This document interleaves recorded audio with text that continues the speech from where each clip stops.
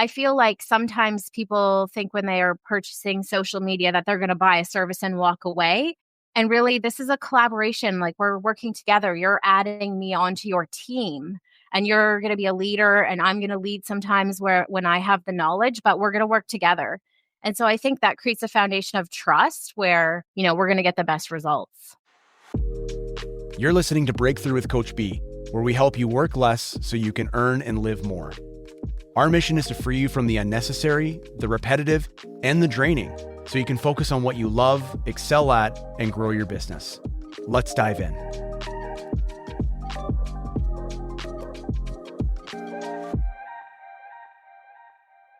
Hey, it's me, Coach B. Thank you for tuning in for another episode of Breakthrough. We are going to be talking about a topic that, frankly, a couple decades ago was not even a thing in the real estate industry. And now it's kind of table stakes. If you're not participating in this, then you're really not keeping up with the times. And that is, of course, social media. Now, it's very interesting when you hear people say things like, hey, it's not personal, it's business. Well, last I checked, we put our faces and names on everything as realtors. So it's kind of hard to say it's not personal when it's your mugshot and your personal name on a sign when your clients hire you. But social media is also an extension of our personality. And as much as, a lot of us run social media accounts and strategies to try to generate clients, and it's very much a lead generation tool for us, it's one of those things that's really hard to let go of. And there's a great metaphor in the interview that you're going to hear with Katie Dempsey, the owner, operator, and lead strategist at Brand Ambition. Now, Katie has actually been running my social media for me for over 2 years, and her team at Brand Ambition have done a variety of other things, including creating my logos, my branding, guides and things, my website, etc. But the main service that I rely heavily on is the social media management side. And in this conversation with Katie, we talk about how hard it is for us, personality-driven businesses to let go of something that feels so inherently personal. Katie gives us a lot of great insights into ways to baby step your way into social media management, how to set a social media manager up for success so they're not posting, frankly, lame stuff that you're not proud of seeing on your feed. And she's also giving us a blueprint on how to get started working with a social media manager, whether you're one of those people who only posts just listed and solds on their feed, or maybe someone who does post regularly with different content, but you don't have a strategy, or even the power users out there that have all the fancy camera gear and editing software and all of that. Even they could potentially benefit from a social media manager. And Katie lays all of that for us with much, much more. So let's get into the interview with Katie Dempsey from Brand Ambition. Imagine freeing up 10 hours a week to focus on what you love, personally and professionally. Ready to get started? Our free guide walks you through the first step, a resource review to identify where you spend your time, money, and energy. Download it now at bradenwheatcroft.com/review or find the link in our show notes. Let's get you closer to your breakthrough.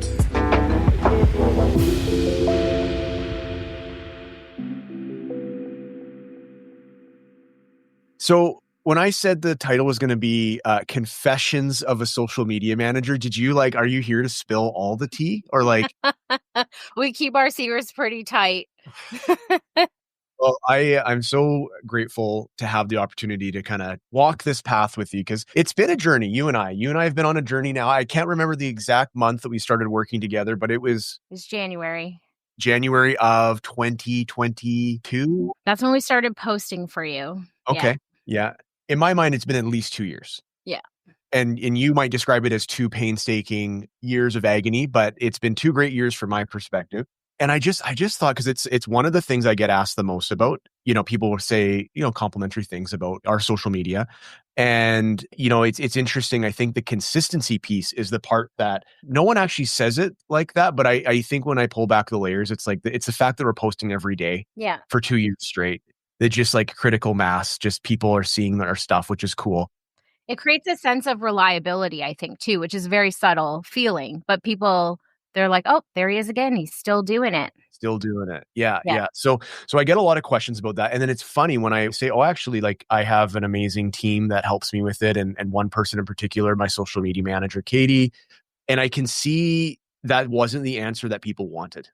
They want to know what killer app I'm using, or like what are my tips for batch content create this or that. Because when I tell them someone else is doing it for me, it's not that they don't like the idea of that.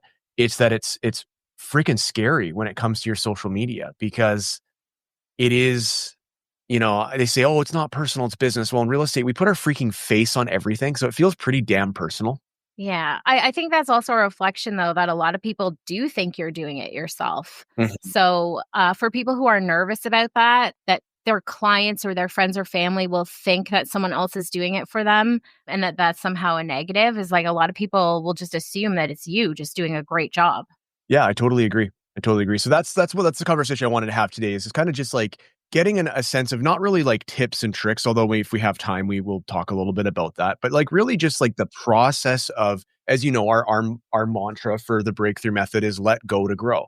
And letting go of social media is a scary thing for many of us, and it was scary for me at the beginning. But I wanted to kind of get your perspective, because you help, I know, a lot of real estate agents. You're not specifically just working with realtors, but you do have, I'd say a specialty for that.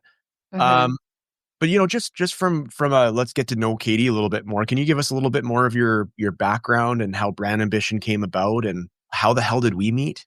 Yeah, sure. This is my own company. We started it 9 years ago.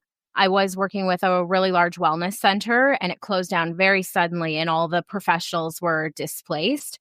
And I was the marketing coordinator there. So a lot of them were coming to me like, oh my gosh, how do I get my own social up? How do I get my own website? Like all of those things. So I actually got my start with those initial, I guess you could call them clients who I helped, because I was also suddenly jobless. And that was actually the start of the company.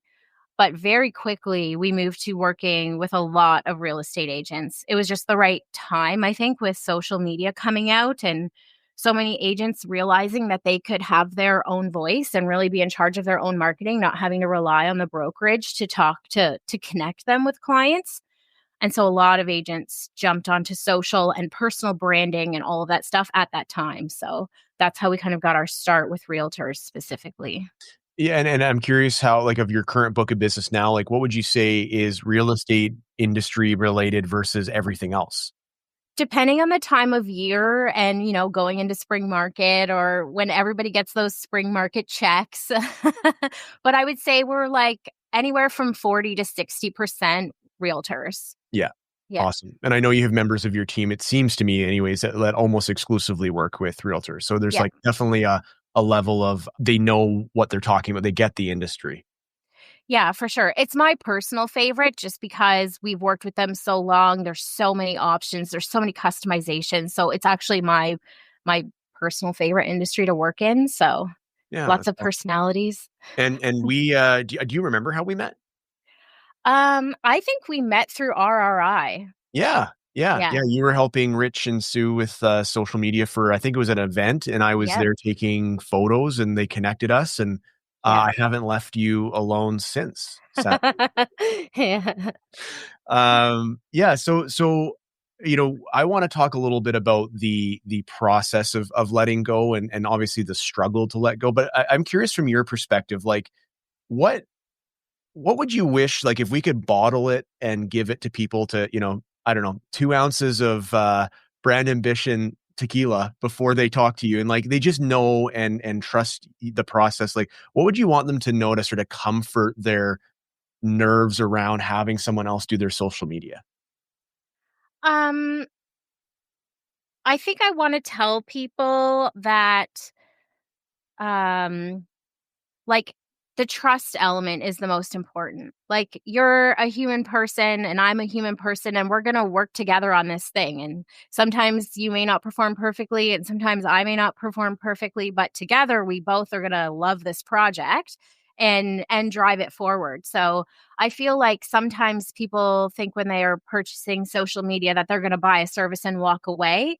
And really, this is a collaboration. Like we're working together. You're adding me onto your team, and you're going to be a leader, and I'm going to lead sometimes where when I have the knowledge, but we're going to work together. And so I think that creates a foundation of trust where, we're going to get the best results. Would you say, because because I don't want to bias you, but it's probably my answer to this question. Like the biggest mistake that people make, agents make when they're hiring a social media agency or manager, is that they think it's set it and forget it.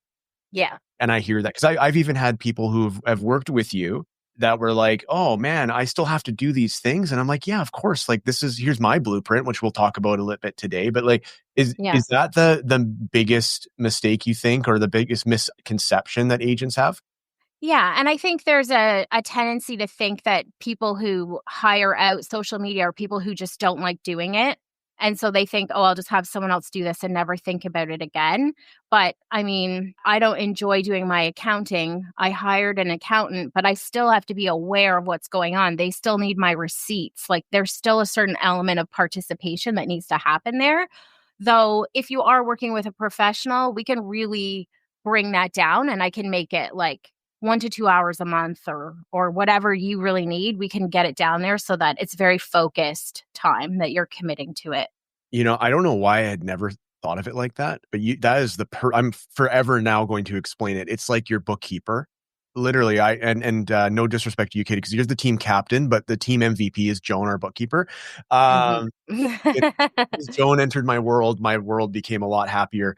But even though she's amazing, she'd worked for CRA, she's way overqualified. Like she just got bored in retirement, and I happened to just get lucky to meet her. Despite all of her amazing talent and experience, I still need to write on the back of the receipt or take the photo into QuickBooks. Like she can't read my mind. And if I had to do my own bookkeeping, it's probably 10 hours a month, but she can help me do it in an hour a month. And you're absolutely right with the social side of things. Interesting. When you have your discovery calls with people, what do you find is the reluctance that they have? Like what are, like if we were to do a brainstorm of all of the things that you hear on those calls?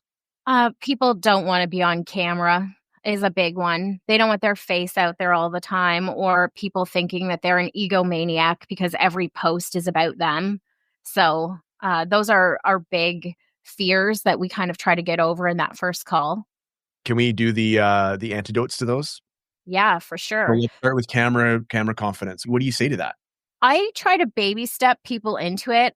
If you could do a controlled photo shoot, I think that's a great exercise because you can pick the photos that you're okay with. You know what I mean?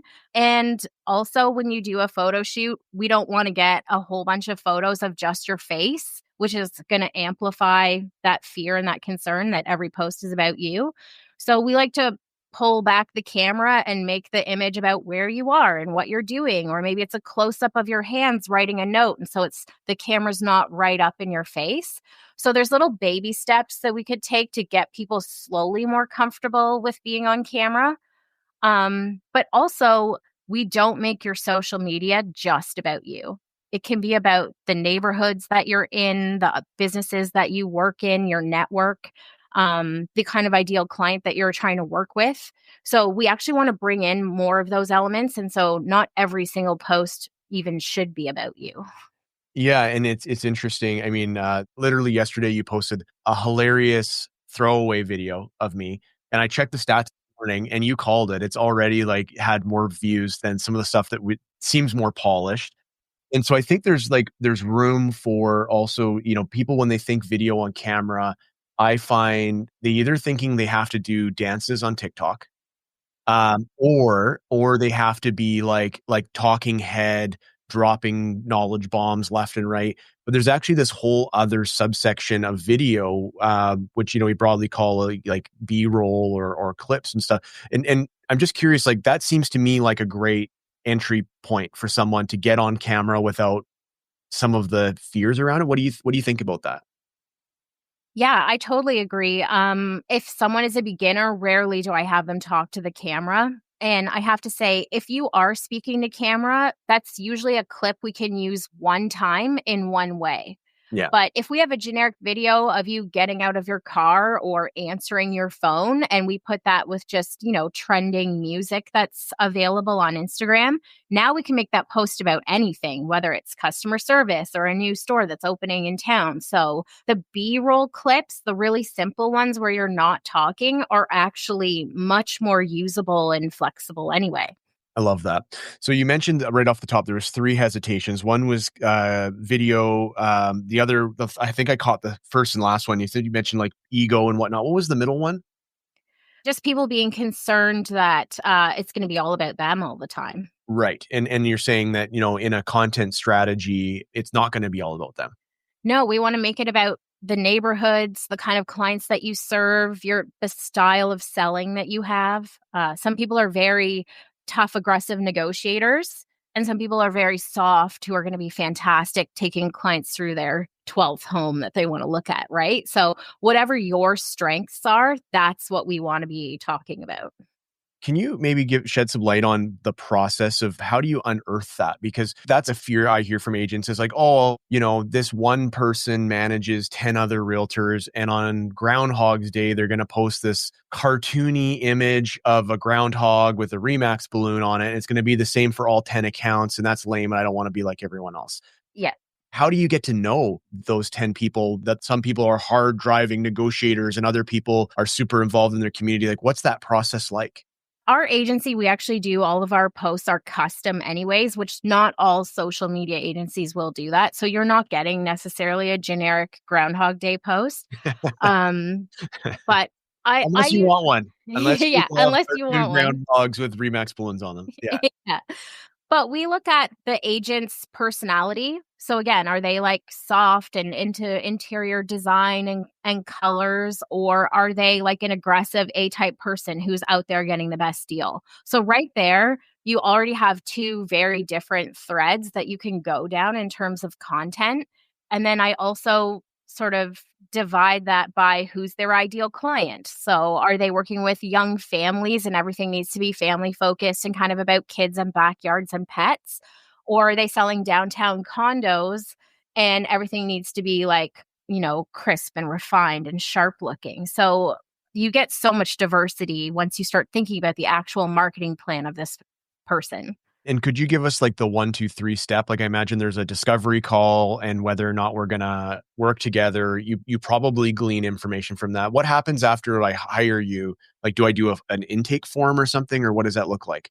Yeah, we'll usually do like some kind of a questionnaire, which is more about accountability. So, like, if you say these are the things that you want and we build a plan around it, I kind of don't want you to change your mind 2 weeks later. So, sometimes the intake form is about accountability. That felt like a personal shot, Katie. I think I Never. change the plan every 3 weeks, not 2 weeks for the record. Yeah. Yeah. But we usually will do something like a mood board. So we'll send some sample posts, some sample colors, some ideas to you to get a status check if we're going in the right direction.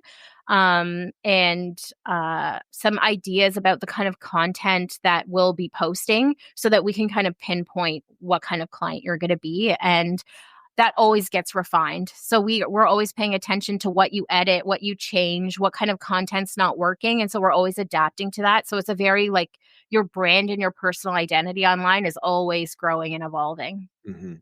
Yeah, and I can speak to that personally. I don't know if you remember this, but the brand that your team has created for me is not the first iteration. And in fact, when you guys, when your team sent me the first version, I remember looking at it and going, wow, that is really pretty. It's like a house I wanna live in, but it doesn't actually feel like me. It was, like, too sophisticated and too cool and just too, like, I don't know, like I said, it reminded me of, like, a really cool mid-century modern house with all the house plants and stuff, and, like, I definitely love the design. I'm like, if this was any other company, I'd probably buy my coffee or whatever from this company, but it didn't feel like me. And your team took that feedback, did a total 180, in a good way. And now we have a brand that, like, as soon as I saw the second version of it, I was like, oh, I actually feel like that's me. It's bold, it's punchy, it's this, it's that. And of course we've iterated since, but yeah, it was a really interesting process to go through. Yeah, I think that's great to have a starting point with your brand as well, which should reflect you and your sales style and things like that. In your case, it's your presentation style.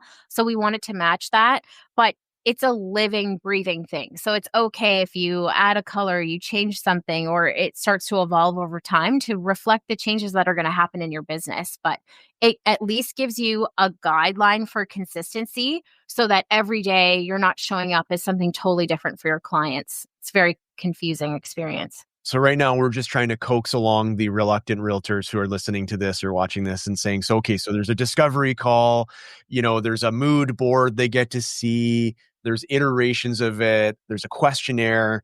There's also I believe a content calendar. Is that right?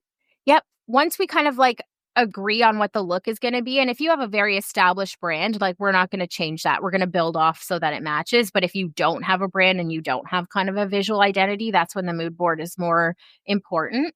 But then we go to a content calendar. So we create the graphics that we pull and curate the images and photography. We make the reels, we write the captions, and we show it to you. And you get an opportunity to edit or revise any part of it that you want to. And then once it's approved, that's when we take it to social and we start dripping it out. So it gives you control and oversight for people who are nervous that we're just going to post random things. For sure. And I, it's interesting because we're at a place now where on my personal brand account, I do not review a content calendar because I implicitly trust you. And then on the, we've recently hired you for one of our brokerage accounts. And, in that part, there's like, okay, well, it's a different business. It's related to me, but it's different. And we are getting a content calendar. And what I've noticed is, gosh, it's been maybe 6 months now. It's like the first month content calendar, there was a lot of, ooh, I don't know. I don't know. I don't know. There was some good and there's also some, I don't know. And then the next month it was like, there's a couple. And the month after that, there was one. And then, and all of a sudden now it's like 3 or 4 months later, it's like there's no notes coming back. Like how Yeah. cool is that, right? And I think that would be, chalk that up to one of those like mistakes or misconceptions that people have. Again, it's like I can empathize with someone if they're going to pay thousands of dollars a month to an agency like yours. If they've never done it before, the expectation is, well, if I'm paying all this money, like it should just be perfect from day one. And I would tell anybody who's in that frame of mind, like that's just not how it works. Yeah, and we get to know you and what you like and what you don't like, and also what performs well on your account. And I think at first, because people can be nervous, there anything that is not exactly what they would post throws up red flags too, right? So Totally. everyone has to get used to the process. And I think if you don't feel confident doing your own social media, you may not feel confident managing someone to do your social media. So, like, there's still a learning curve that's involved. Totally. One of the things that kind of revealed itself further into the process of designing the Breakthrough Academy program was realizing that we haven't branded it as a leadership program, but there's a lot of leadership concepts and developing leadership because you are working with a team, you are working with contractors, you're going from me to we, and that is not an easy thing to do if you've been death gripping and doing everything yourself for 5 years to 50 years, right? Yeah. So like there's some leadership development that has to happen for sure. Um, is there anything else that you want to add on to the, struggling to let go of their social from your perspective? I don't think so, but I will double tap on that thought about leadership. Like when you hire a social media manager, the mentality should be that you're adding someone to your team, not that you are outsourcing a section of your business to never see or hear from it again. You know what I Yeah. mean? And Yeah. so, like, we want to collaborate with you. We want to talk to you. And if you have important dates and events and things that are happening in the future, if we have those opportunities to collaborate on it, like you're a leader, I'm a leader, and we're going to work together to create a project, and I think it's such a healthier mentality. It's going to get better results. For sure. Okay, I love that. So I go on going back to, the confessional side of a social media manager. I would love for anyone who is watching or listening to this to be able to set their future social media manager up for success. But I want to start firstly. What are the things that drive you crazy? The things that drive us crazy. I think that that idea that we are not going to that you're not going to provide any content, but that I could still make a calendar that reflects you is very challenging. So it's really important. What do you mean by that? Like I'm giving you content. Yeah. So I think people think that when they hire a social media manager that they don't have to be involved, that we are going to create the content. But if we don't have any photos or images of you and we don't have any video clips, we can't bring you into the process without you, you know? So we're kind of out in the woods. We end up using a lot of stock images or things, which doesn't build your personal brand. No. And so, to be honest, when I first start working with a company or a real estate agent who's getting social media for the first time, our first task is really setting up systems. How Yeah. do you create content? How do you capture some photos and some video in your business in the least painful way possible? And then get that to me quickly and easily so I can amplify it and sort of multiply all the outcomes. Can you maybe share some insight into what systems have worked for people? Like, what is your off the shelf recommendation to the everyday realtor? Presumably, they're doing well enough to want to hire a social media manager. They're probably pretty busy. They've got the camera shyness piece. Like, how do you have you found to get traction with people? I love to build a system on something that you're already doing. So, whatever steps already exist. So, for example, if you're hiring a videographer to come in and film a listing, anyways, maybe you pay a little extra and you get some B-roll shots of you wandering through the kitchen or opening up the pantry. And there's B-roll now that you can give to your social media manager really easily. I can't believe I'm saying this because I'm not a managing broker. I just hang out with too many of them at my office. But, make sure you ask for permission from the homeowner before you do that. But that's, assuming they're cool with it. What a great idea. You're already there. Yeah. What else have you seen work for people? I think a big challenge is that people overthink the kind of content that we need. And again, going back to our earlier conversation, it doesn't need to be a talking head to camera. Like sometimes it could be your dog or your cat laying in a sunbeam in the afternoon. And if you film that for 7 seconds, we can make something really a beautiful reel with trending audio, and all of the pet lovers that are in your network are going to engage and comment on that post. And so just taking one little clip during the day of something that you're doing and messaging it off to your social media manager can change everything and make that content feel or that account feel so much more personal. Yeah, that's right out of the Gary Vaynerchuk playbook, I think, where he talks about documenting, not creating. Right. So, Yeah. I think you're at a higher level when you're creating, like you're perfectly designing, you're booking a set, you've hired the media person, you're coming out and you've got certain things in mind. Like that's very much a creating process where it's like, Hmm. just snapping that photo of your dog or cat is like you're just kind of going throughout your day and you're seeing things Yeah. and you're thinking like, even if you're out in the community at a park and it's a beautiful day, like, yeah, pull out your phone, grab a hopefully somewhat not shaky 10-second clip of, the beautiful sun hitting the cherry blossoms in your favorite park. And that's content. Yep, absolutely. Yeah. And I just want to say too, everything is a learning curve. If you drop thousands of dollars to do your first photo shoot, you're not going to be experienced at doing photo shoots. So after you get those photos back, you're going to be like, "Oh, I wish I'd done this, and why didn't someone tell me that I should have done that?" And so you learn from the first one. So sometimes I caution agents about dropping a huge investment on the first thing they've ever done. Like start smaller, do a smaller shoot, maybe work with another uh, uh, a photographer who's earlier in their career and less expensive, or work with someone in your family until you feel like you know what you want to get out of it and you're more confident. And then that's when you can really make that bigger investment. And that's just good planning, I think, for Yeah. people who are learning as they go. I love that. And from a, sending you things standpoint, what's the ideal system look like? Am I texting it? Am I sending it an email? Do I have a Google Drive that I drop things in? Like, what's the best way for me if I'm out and about and I happen to find 3 video clips that day? Which reminds me, I need to do a better job of that. So thank you for the reminder. How do you send stuff to you? Like, how does the team prefer it?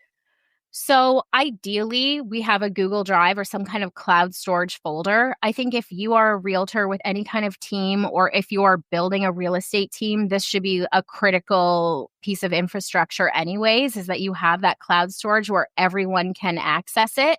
You could have Google Drive on your phone as an app and 2 buttons sort of upload anything that you want. And so that's a really great tip for sharing. If you text, if you send them through Instagram, which beginners want to do, that's fine and we can work with it, but it does reduce the quality of the video. And so you end up with something that's grainier or shakier. And so the quality of your content comes down and maybe your reach a little bit. So your social media manager would rather get it in that cloud storage to preserve the quality level, but we're going to do what makes it happen. And so if you need to Instagram message me a video of your cat today, like that's what we're doing. Fair enough.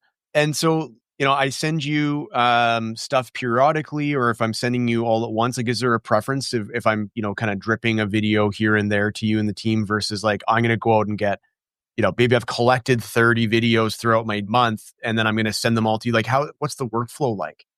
So I don't mind a photo dump. The only thing is if there's notes that need to go with it. So, for example, if you were doing something with a collaborator or something like that, and they need to be tagged and we need to know who that is. So, sometimes if there's notes, that's something where an email is better. Just say, hey, I dropped 3 things in there. Here's the details you need to know. And you can voice memo that. We're easy to work with. For sure. I know for a lot of my agent colleagues, like myself, we're better talkers than typers. So sometimes just the barrier that having to type an email or a text message to explain is enough friction to just not do it. Whereas a quick voice note can be so handy. Yeah. And for me, like baby steps, right? If you just put a photo dump in there of stuff from your camera roll and I have no information, at least I could follow up with you. Now I can message you and say, hey, whose dog is this? Is this your dog? So don't let those little barriers stop you from the entire mission. Just do the parts you can do for now. Yeah, absolutely. You've made it this far, which means you're ready for your next breakthrough. If you're tired of trying to figure it out all on your own, let me guide you. Join the waitlist for our next Breakthrough Academy, a 6-week virtual group coaching program where I'll teach you our proven breakthrough method. With live lessons, expert guests, and a cohort of like-minded agents, you'll learn to work less and earn and live more. Visit bradenweecroft.com/academy or find the link in our show notes. Don't wait. Your breakthrough is just around the corner. Going back to that idea of getting to know the agents and their unique, personality and whatnot, is like 3 different realtors could all send you their cat laying in the sun. And the way that you would use that for those 3 different realtors could be very different. Is that fair to say? Oh, absolutely. Like one could be a slow down Sunday post, one could be a post about the weather, and another could be about purchasing a property that's going to be suitable for your pet or having them not be in the house during open houses. You could give tips like that. So there's so many ideas we could do with just that one video. Perfect. I love that. Now, we tend to be pretty type A, pretty control freaky in this business. I think any agent who's achieved a level of success to the point where they're hiring someone in your position, they're probably pretty firm with the grip. I don't know if that's been your experience. A little bit sometimes. A little bit sometimes. Yeah. Yeah. Where do you find the line of striking the balance between me giving you feedback or giving you input even because it's like, hey, I want to do this. And as the expert, that's probably not going to work or it's not going to be optimal or not going to be optimized. And you also know as the expert that if the results aren't great, it's kind of like that tension of like, oh, your job is on the line if social doesn't perform and here's your client insisting on stuff that's not going to perform. It kind of sucks. Like, how do Yeah. you address that? That goes back to that mentality of it being a team and we're working on this together because I need to be able to tell you if what you're asking for is not going to work. And I also think it's important to keep your eye on the goal. So if the goal is to add new followers and we want to get content out in front of people who've never seen you before, then we have to post content that's going to be relevant for someone who doesn't know you. And that might be or feel slightly different from what you traditionally post. And so we want to do a good job always. We want to brag about how well our clients are doing.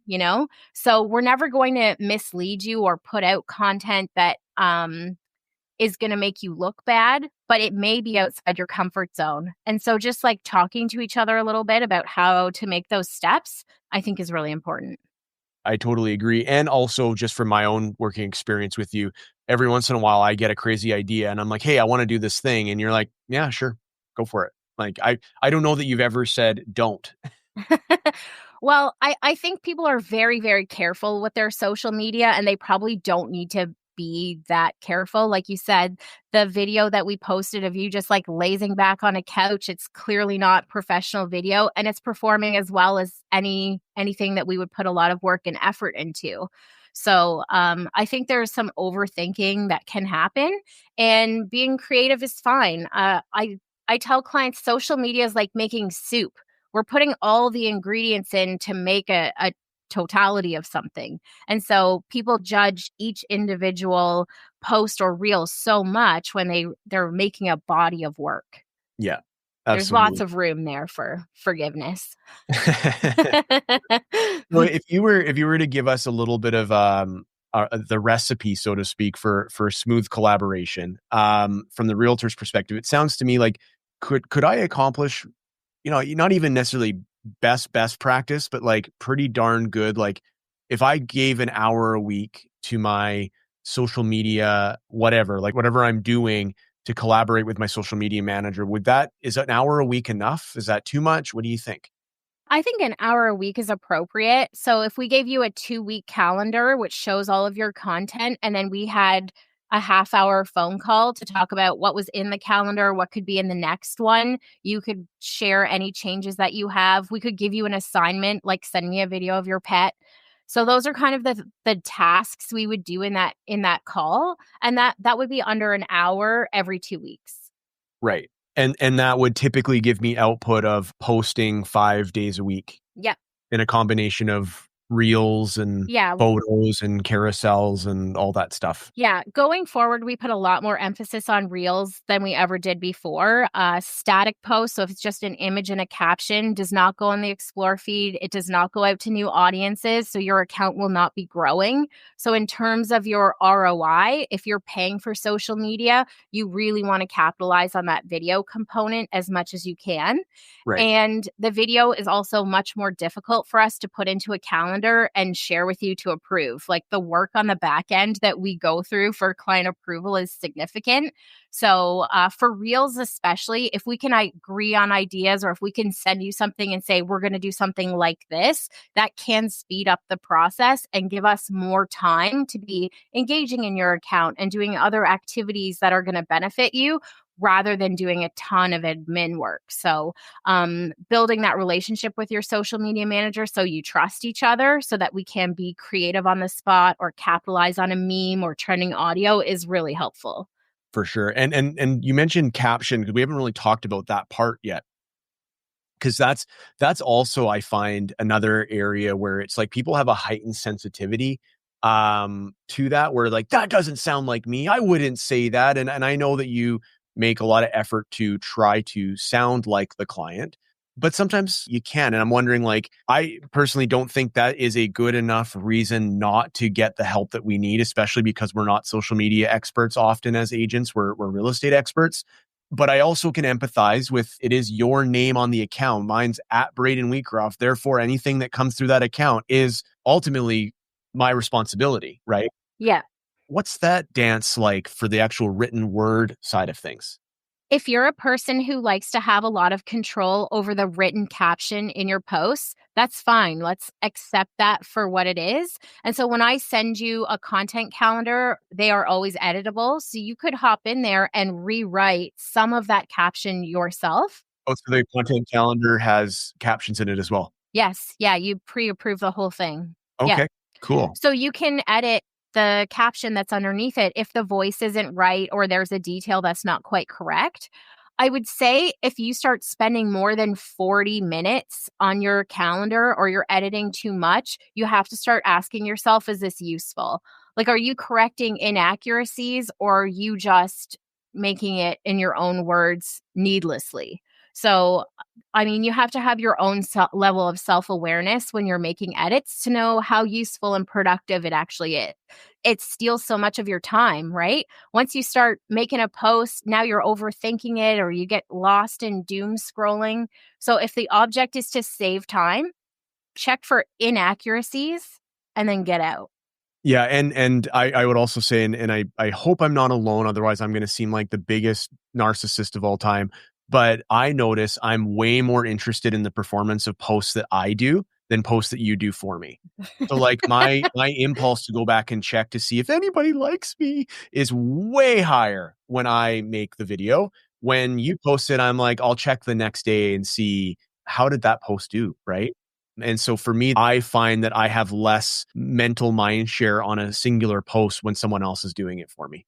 Sure, sure. Yeah. A lot of agents do a great job of posting on social media and then they get busy, right? And that's when they stop and they're not active anymore and then they have these huge gaps and they have to start all over again to build momentum.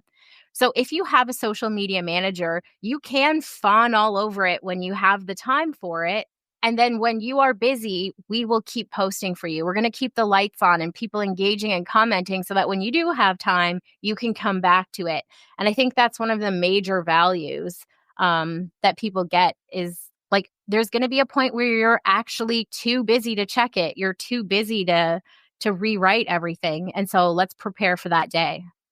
And the last part on this, and then we're going to talk a little bit about who can benefit from these services, is we just talked about the caption copy.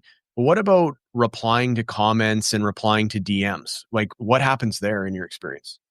That's entirely up to the person's personal level of comfort. So there's some simple questions like, what are your store hours? Obviously, we could respond that and answer it no problem. But if people are trying to make an appointment for you, or if they're inquiring about the cost of a listing that we've posted, I want you to make that connection as quickly as possible because that's a potential lead. So that's another instance where it's really a good idea for you to be plugged in a little bit with your social, even though you're not managing it, is to capitalize on those opportunities when a connection is made that you could just like jump in and take it. Yeah, absolutely. And if anyone's curious if they've ever had a comment reply or a DM reply from myself, that is me. That's Because you. Yeah, I like to I love the idea of having the social media management piece because that gives me the consistency. Frankly, you're just better at it than I am. But however, it's important to me at this stage in my career and business that I still maintain that connection with my clients. And so uh, absolutely. I think that's important to note. And I will say just in case someone says, yeah, but we also do use AI automations. So on occasion we'll post something where people can snag a resource or something. And when that gets sent, that is 100% a robot. Yeah. If I can give another tip just really quickly as well, I ask a lot of my real estate clients to go in the stories and comment on the stories that they see in their account. Those are usually their clients. And you'll notice whenever you reply to somebody's story, it actually goes in as a message and starts a conversation.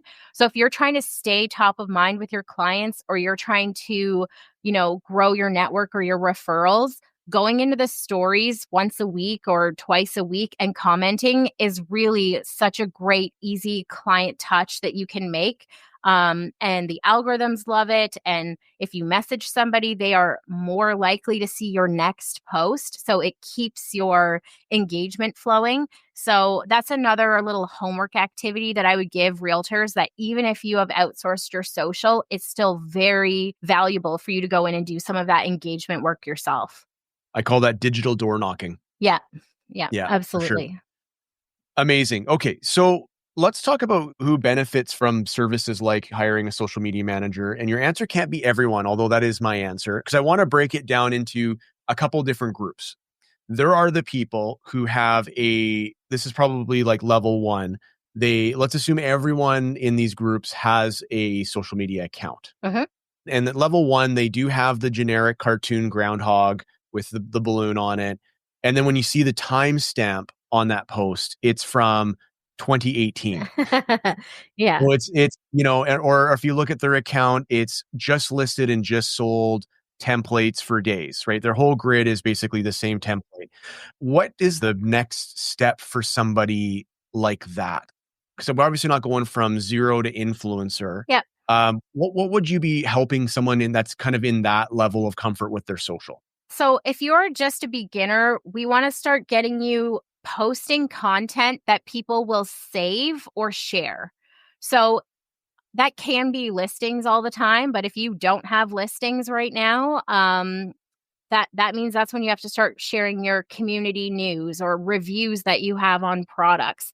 I could give you a whole bunch of ideas, but that kind of content is what's going to get you in front of new people or build your relationships with your existing clients or keep you top of mind for referrals. If you're not posting, then you have no defensive strategy. And this other very engaging, personality rich realtor can be sharing fun things about construction in a neighborhood and steal your clients away. You have 5 years plus between the sale of listings that you need to keep that relationship warm. And so I think a lot of people post on social thinking that it's going to be directly for lead gen, but I see it as keeping those relationships with your client base and your sphere of influence strong and healthy and keeping you top of mind. And so that content doesn't have to be cutting edge. It doesn't have to be super educational. It just has to be relevant enough for your audience to be interested to click the like button or comment on it. Yeah, absolutely. And then as far as the second tier, which is probably where I think I would consider of myself when we started working together, this is a person who, it posts probably without a strategy, because that definitely was me.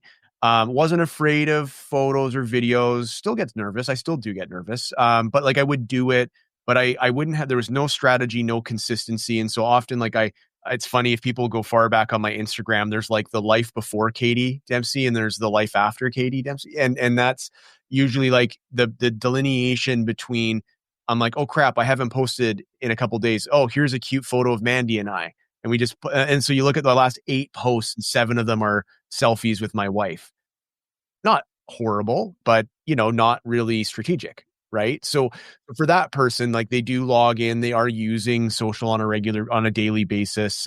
What does it look like for them to take that first step with a social media manager? So those are the people that I think starting with social is about building systems. So at first, let's just post and keep posting and keep posting. And then you're going to feel like, oh, there's some tension, like I'm out of things to give my social media manager. And so now we have to start creating a plan. Like, when are we going to do a photo shoot? How are you going to create content? Who are you going to give it to? And then the systems start happening so that it's more automated and you don't have to be involved in every step and you're more giving oversight and suggestions. I feel like some people also don't necessarily know what their brand is. And for those people, we want to get posting and get that content out. And then we look backwards.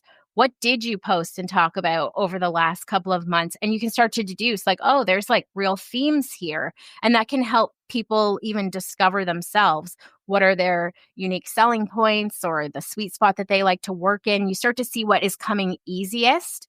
And then those are things we can double down on in the future. So I would say system building and discovery, A/B testing, like those are all the things that we do for someone at that second level is what are their skill sets and what's going to be really easy to do and what's going to be more challenging. And like Braden, for yourself, you record your sales meetings every week. And so that was a really easy source of content for us at the beginning. You just gave us those videos and we were able to make those into reels. So it was a system built on your existing habits and that was something easy to work with. And that helps us create a baseline and a foundation so that now we can get creative. What can we make it do on purpose now? Love that. And then let's talk about the level 3 person. So this is a person who they're actually succeeding with social media. Yeah. Right. This is the person who either they bought the camera and gear and have learned how to use it, or they have a great videographer. They're probably laying out $1,000 a month or more in just having the media shot for them. They enjoy writing their captions. They love posting it. That this is a person who's seeing growth on their account, etc. And I guess I don't want to assume that this person couldn't benefit from a social media manager, but let's talk about agents in that category. Like, can they benefit from working with a company like yours? I think so. I think that person has mastered those processes of creating content and being on social often. So like I was just saying, Now, what do we want it to do? So I would say, let's say if you want to collect leads for first time home buyers, we would create a guide or something very low commitment where you can collect leads and email addresses if people are going to sign up for that. We can build a campaign around it and start a system where leads are coming in for that thing and it's optimized and they go to the website and they get a follow up email or call. So you start to build those sales funnels on top of that. And then once that first time home buyer sales funnel is working and operating and flowing well on your social, now we can build another one for seniors who are downsizing. So we make a product for them and content for them and a campaign for that. And then that gets flowing. And so once you have a couple of those inroads happening, you're going to be such a powerhouse on social media. And I feel like a lot of people think that they're going to start posting tomorrow and that's what they're going to achieve are these massive sales funnel and workflows where leads are just climbing in. But you have to build that infrastructure. It's a skill set that you build. And that starts building the first day that you start caring about your social and doing it on purpose. Yeah, no, that makes a lot of sense. So I want to just take a little bit of a sidestep from social for a second, because you mentioned a few different things like creating a lead magnet, like a home buyer guide or something like that, creating sales funnels, a landing page. Brand Ambition does more than social media management. I suspect that's probably the main thing people are hiring you for, but could you maybe just give us a broader sense of what other help can you and your team do?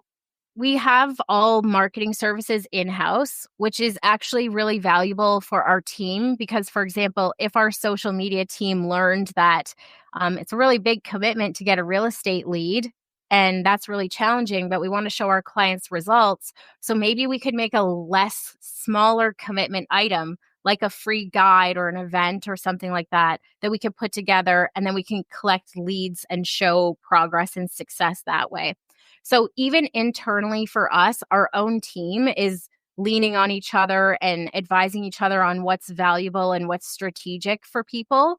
And that's the service that we would bring to any client that we work with. So instead of just hiring one person, you're hiring many experts in marketing. We have copywriters, designers, web people. So if you need to make one phone call to solve a problem in your business, we can help you do that. But if it's just social media for now, that's totally fine. Our social team will advise you or give you input when there's an opportunity to do something new. Yeah, absolutely. And just to, again, to shine a light on the work we've done, we know you've designed my branding for my business as well as the branding for my new program. Your team has done the graphic design work on almost like everything I've done, anything that I've done that you've seen, anyone's seen online that's like a brochure, an ebook, a what have you, my slides, even for my sales meeting, your team has helped me with that. We haven't gotten to the newsletter part yet, although you've asked me. I'm just busy. Okay, Katie, relax. Um, you can also help with that, and even my website your team designed. So it's nice to be able to have everybody in that same office that can kind of reference each other. Yeah, for sure. And I think it's good for agents as well who you want to do something, but you don't necessarily know what's involved in it. And so we can even just have a conversation about what it would take and how much it would cost. And it doesn't mean that you're making a commitment to do that. It helps you get your ducks in a row and say, is this the right time for me to build out this element of my business? Okay, last five All minutes. right. Are you ready? Yes. Let's date this episode. So people have gotten to this point in the interview, and we haven't said a damn thing that would suggest what year this video is out. Now we're going to talk about stuff that your people are going to listen and be like, "What is this? Like they're talking about MySpace? Was this recorded in 2020, 2006?" So Yeah. let's talk about trends. What's on the horizon? Social media. What are you seeing right now? What's working? What was working that isn't working? What's the hunch that you think might work next? Okay, well, here's the big thing for, I think, a lot of realtors, which is trial reels. So, trial reels are a new Instagram feature which shows your reels only to people who are not following you yet. And so this solves a big problem where if we're trying to scale an account quickly or we do a campaign where we're talking about something a lot, you don't want to exhaust your existing audience. You don't want them to know how much you're talking about this or how much you're posting it. So we can use trial reels. It's almost like a commercial that's going out to people who are not following you yet, and your followers cannot see it. So it's a really valuable tool.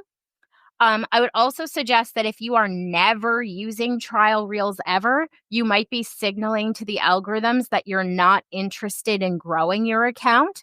And so there's a little trickiness there where I feel like you should experiment with it occasionally just to signal that you are open to having new followers come on board. So flirt with trial reels. I love that. And what was working that isn't anymore? Definitely static post and caption is pretty much, I don't want to say a dead post, but it's just not going out to new audiences. It's not on the explore feed. You've probably noticed that yourself, that sometimes you're posting a photo and a caption and it's getting 5 likes. And that could be really frustrating if you're paying for social media management and you're just like not seeing any results from that. So you're really going to want to steer towards video. And the other alternative would be carousel posts. So, where you have multiple slides that people can swipe through. The swipe counts as an engagement. So, it looks like your post is getting a lot more activity. You can also pair it with music, and that will put your post into the Reels feed. So, you're almost getting shown in 2 separate places. Yeah. So, video and carousels are the way to go if you want to be in front of new clients, if you want to be doing lead generation. And if you, for example, it was just recently award season, so a lot of people are getting photos with their awards and whatnot. And so you have a photo, and it's an award, Mhm. but you're telling me don't post that photo and caption because it's just going to be a womp womp result. Can I still post it? Yep, Or not? absolutely. Yeah. Okay. Absolutely. Let's remember that with all of these reels that we're putting out that are really successful and getting a ton of views, our ultimate goal is that they're going to come to our profile and maybe click through to our website or press the message button or the follow button. So when they come to the profile, you still want them to see the award photo that's there. And so you can replace your reel cover art and put photos like that on it, or the static posts you could put there to kind of notify people or have keywords present on your profile when people drop in. So don't forget about that element of the process. Like, how does your profile look? And would that make somebody click the follow button? Last question. What's next? What do you think? For social media, Yeah. oh gosh, it could be anything. But my big advice to people is to start baby stepping your way into video. When I first started training people on social media, they were kind of just waiting for it to go away. And it never went away. And now the learning curve is just getting higher and higher and higher.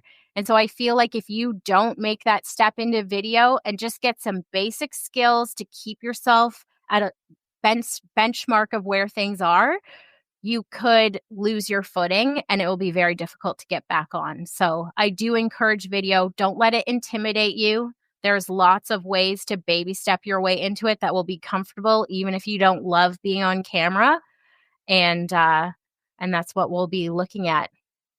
Love that. And if anyone's interested in chatting with Brand Ambition, what's the best way to connect with you?